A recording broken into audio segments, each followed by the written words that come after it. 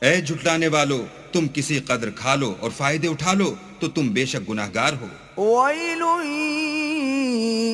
يومئذ للمكذبين اس دن جھٹلانے والوں کی خرابی ہے۔ وإذا قيل لهم اركعوا لا يركعون اور جب ان سے کہا جاتا ہے کہ اللہ کے آگے جھکو تو جھکتے نہیں۔ ويل يومئذ للمكذبين اس دن جھٹلانے والوں کی خرابی ہے۔ فبأي حديث بعده يؤمنون اب اس کے بعد یہ کون سی بات پر ایمان لائیں گے؟